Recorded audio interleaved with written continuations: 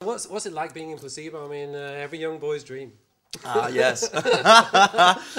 It's great, you know. It is. It's an absolute dream, you know. It's opened me up to a world of possibilities and experiences that, you know, have totally changed my life. This is the real rock and roll, people. This is the real rock and roll. See, a lot of bands will have alcohol spread out and drugs, and that's not the way forward. The way forward, my friends, is herbal tea. When we were, my old band, we were getting ready to open up for this band from Europe, and we were on our way to the venue, and I said, what do they sound like? So my manager put on Without You I'm Nothing album, and the first song I heard was Pure Morning, and I just remember thinking, this girl's got a really cool voice, you know. And then we met him, and then I was like, oh, okay, he's a man. And I saw him live, and I was blown away. I was like, whoa, what a show, you know.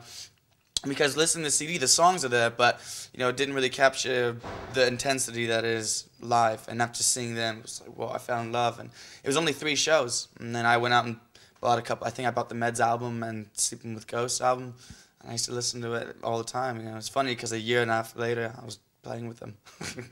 Pickles, got some fruit, some ham. You know, this is very essential. Waters, everything organic. This is what keeps your body going when you're playing every single night and traveling so much.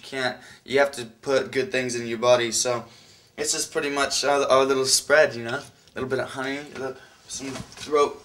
I think we got some throat tea, throat coat. That's what keeps Brian going.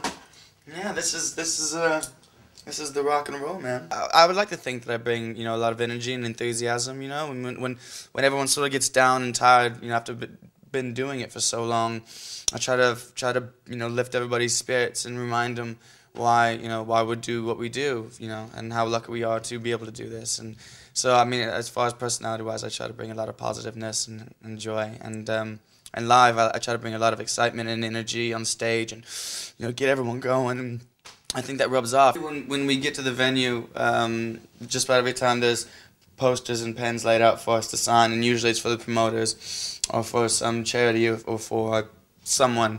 So this is pretty much standard. Come in, posters. It's only one today though, which is good, because normally there's this big stack of them, and then some CDs as well. So you gotta sit down, and by the end of it, you sort of written your name so many times that you start writing like a child.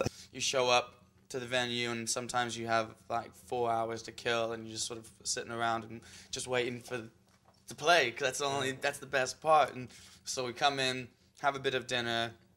I usually, if I get here early enough, I'll play drums for a little bit, chill out, watch the other bands tonight. We have United and Expatriate playing, so I always like to go out and watch them play before I go on stage.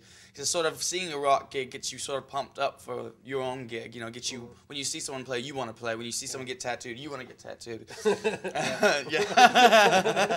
So it's sort of like that. And then when we go on stage, we play and usually hang out. Sometimes we're straight on the bus, we have to leave. Other times we get to hang out a little bit after the show, spend some time with some friends, and sort of relax a little bit before hopping back on the tour bus and sitting. Stefan will probably sign somewhere around there. He usually does. We always have little designated spots. Brian, middle. Me and Stefan on either side. That's what we do. Yeah?